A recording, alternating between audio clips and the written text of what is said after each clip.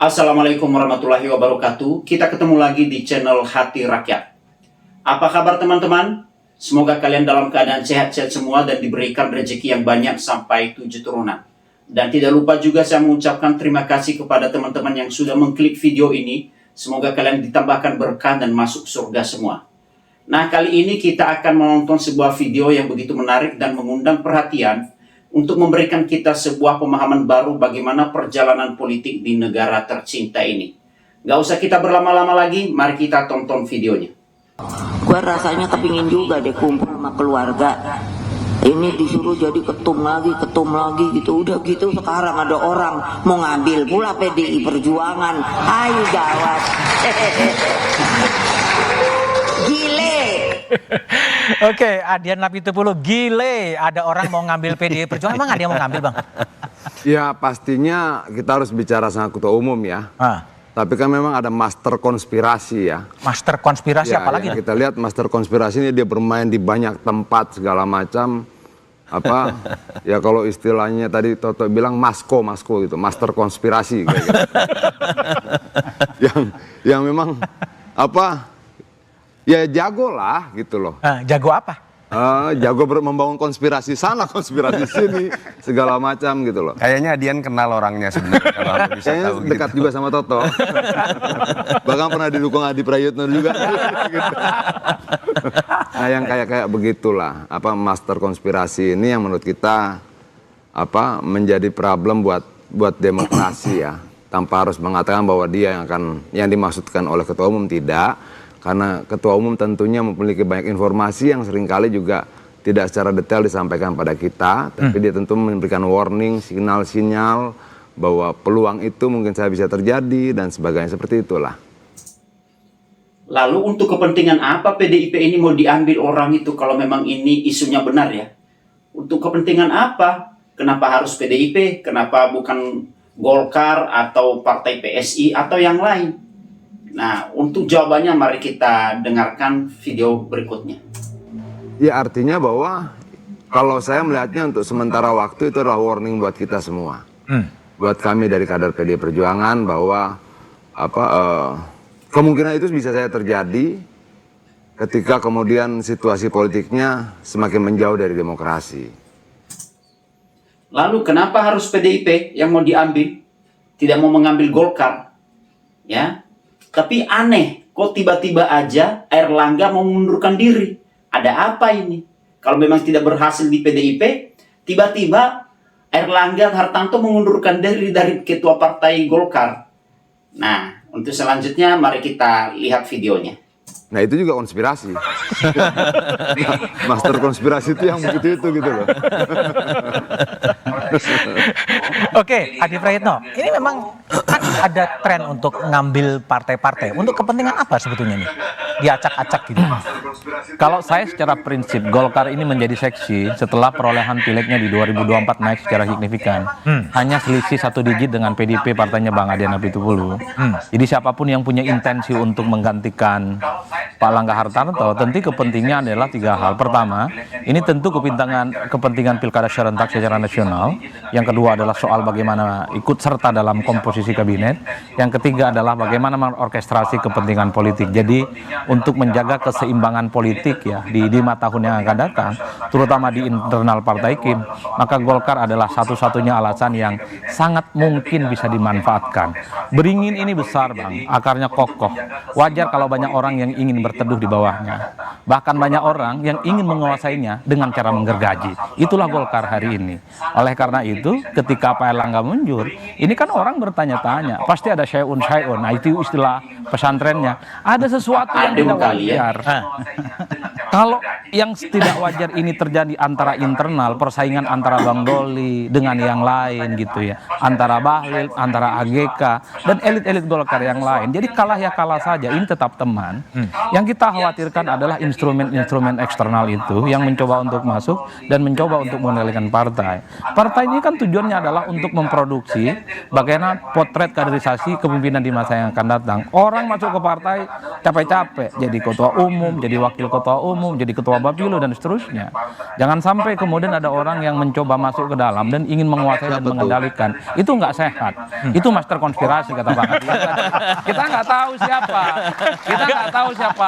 Tapi inilah yang sangat powerful, Bang. Nah, powerful itu siapa? Mari kita cari bersama-sama. Oke, baik. semuanya. Tok, kembali Tok. Ini kalau lihat sekarang kan Airlangga turun lah ya. Kemudian ada juga tren PKB mempercepat Ya. muktamarnya. Hanura juga kemudian mempercepat. PAN juga.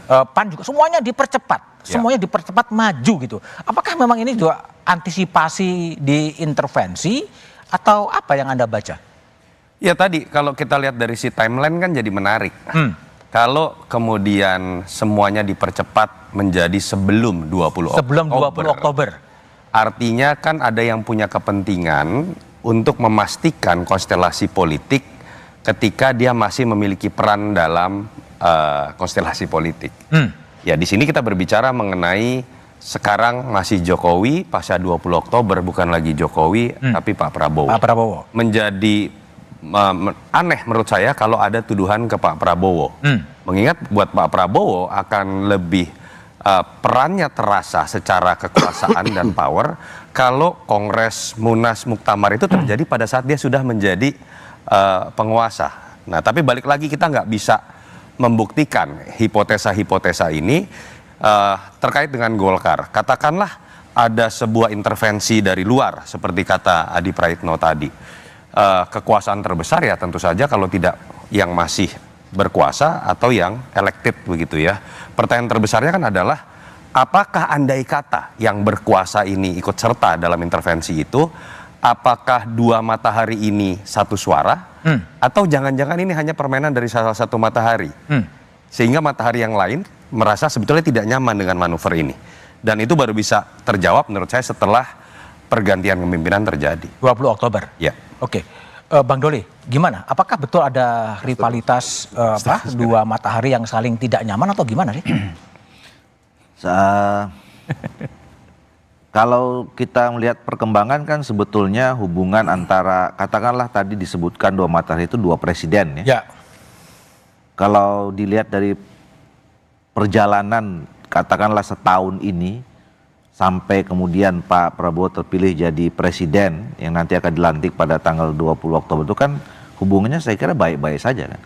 Kita pernah mendiskusikan soal itu di satu meja ini pada saat waktu itu ada usulan membuat koalisi besar. Koalisi besar ya. Dan kemudian Pak Jokowi Jadi pemimpin koalisi besar. jadi pemimpin koalisi besar. Bentar dulu. Nah ini baru terbongkar kalau kita lihat video ini pada waktu pembuatan atau perencanaan pembentukan koalisi besar, di mana ini terbentuk akhirnya disebutkan sebagai Kim Plus ya. Nah disinilah ya dipermainkan itu bagaimana Pak Jokowi mau diangkat di sana sebagai pemimpin besar dari koalisi ini. Nah tentu ini bahaya sekali bagi presiden terpilih. Jikalau seandainya ini benar terjadi pada waktu itu, waduh benar-benar ini namanya raja. Benar juga yang mereka bilang itu Raja Jawa ya. Jadi semua kontrol berada di tangannya sendiri. Jadi presiden itu hanya sebagai Perdana Menteri pelaksana. Semua kebijakan ada di tangan pengontrol yang di atas. Karena semua di parlemen dikuasai.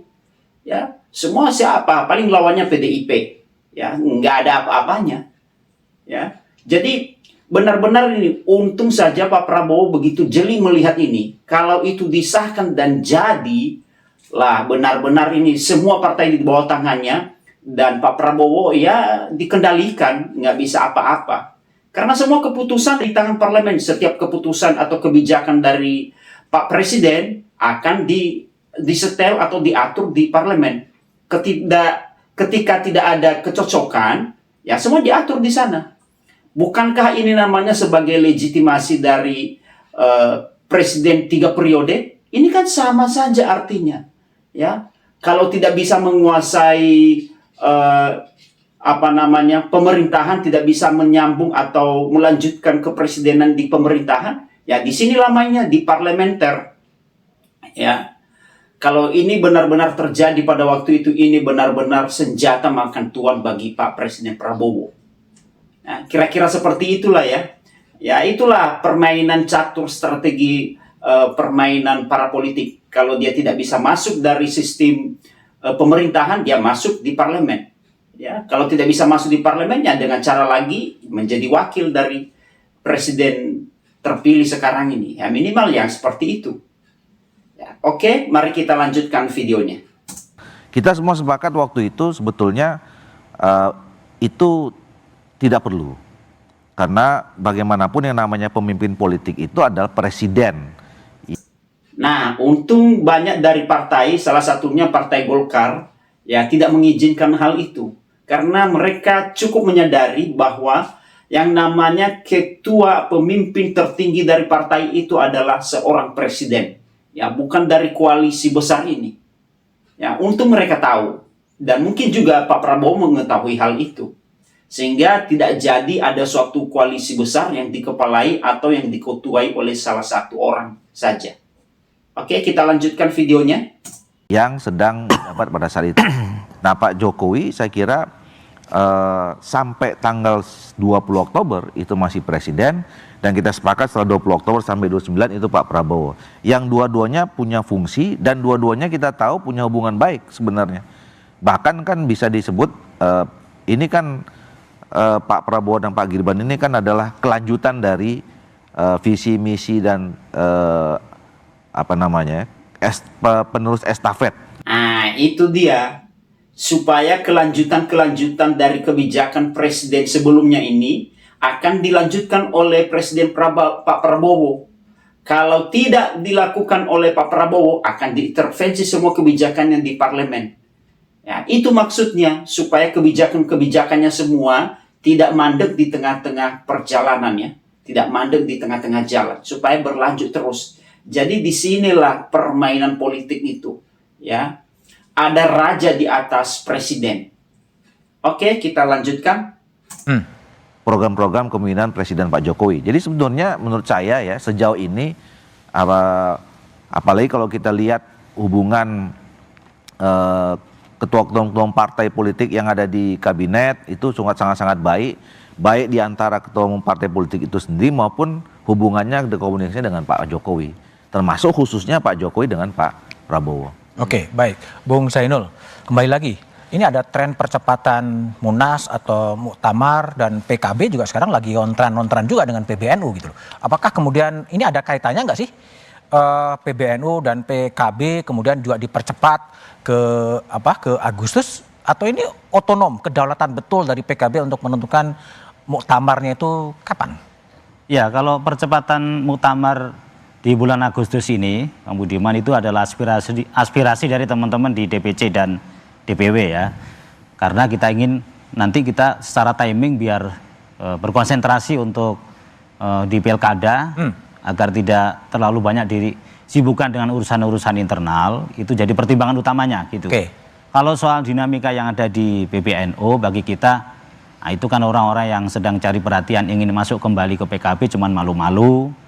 Dan biar kelihatan gagah pakai PBNU gitu aja sih kalau kita itu. Jadi nggak ada istilahnya kemudian kita nggak melihat itu spekulasi yang tadi disampaikan oleh Mas Junarto maupun juga Bang Adi Prayitno soal Masko itu, dan juga Bang Adian. Kebal gitu? PKB-nya lebih kebal gitu gimana?